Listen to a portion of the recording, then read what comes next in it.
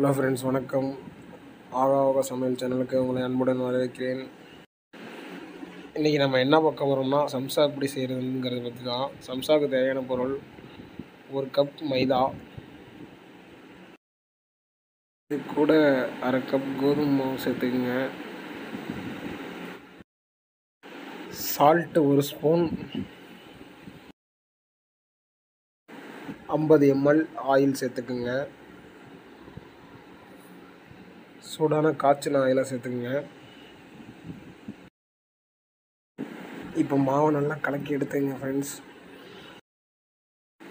இப்போ மாவில் கொஞ்சம் தண்ணீர் சேர்த்து நல்லா பிணைஞ்சு எடுத்துக்கோங்க ஃப்ரெண்ட்ஸ்.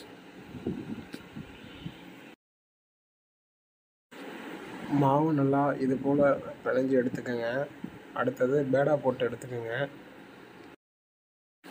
இப்போ நம்ம வீட்டில் பூரி தேய்க்கிற மாதிரி இந்த மைதாவை தேய்ச்சிப்போம்.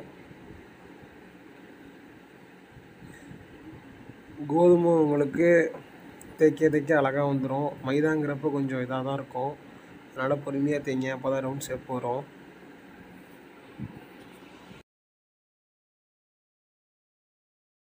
நம்ம இப்போ 6 சம்சா தான் போட போகிறோம். அதுக்கான அளவு தான் அந்த மைதாலாம். இப்போ நம்ம மாவு தேய்ச்சி எடுத்தாச்சு. இப்போ நம்ம அடுப்பை பற்ற வச்சு ஸ்டவ்வில் கடாயை போட்டு ஒரு 50 கிராம் ஆயில் சேர்த்துப்போம்.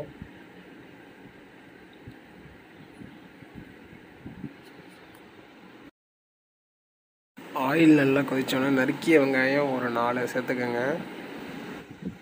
ஒரு 4 வெங்காயம் போதும், உங்களுக்கு அதிகமாக தான் வரும்.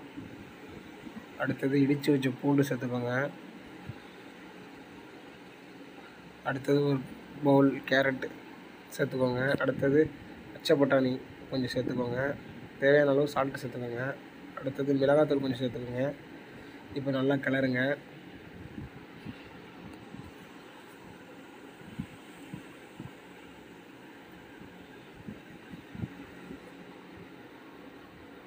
இப்போ நம்ம வச்சுருக்கிற உருளைக்கிழங்கு அதில் சேர்த்து நல்லா இது பண்ணிக்கிங்க. உருளைக்கிழங்கை வேக வச்சு எடுத்துக்கோங்க முன்னாடியே. இப்போ நமக்கு மசாலா நல்லா சூடாகணும். இப்போ அவ்வளோதான். இப்போ நம்ம வச்சுருக்க தேய்ச்ச பூரியில் அதை சேர்த்துப்போம். இப்போ கார்னரில் ஆயில் தடவிக்கோங்க.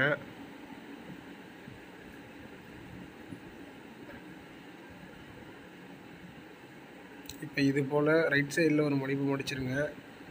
அடுத்தது டாப் சைடில், அடுத்தது கீழேருந்து கொஞ்சம் நல்லா இழுத்து மடிச்சுக்கோங்க. இப்போ 2 பக்கமும் இருக்கிற அந்த பிசிறு மாதிரி உள்ளதை அதில் சேர்த்து ஒட்டிக்கோங்க. அவ்வளோதான் ஃப்ரெண்ட்ஸ், உங்கள் சம்சா இது ரெடி ஆகிடுச்சு. இதை அப்போ நம்ம அப்படியே எண்ணெயில் போட்டு பொரித்து எடுக்க வேண்டியதுதான். இன்னும் நல்லா சூடானோன்னு இது மாதிரி போட்டு பொரிச்சுக்கோங்க.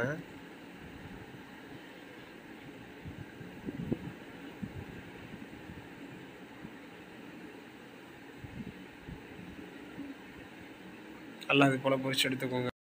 எண்ணெயில் ஒரு 2 நிமிஷம் கொதிக்க வச்சு எடுத்திங்கன்னா நமக்கு சூடான அருமையான சம்சா தயார்.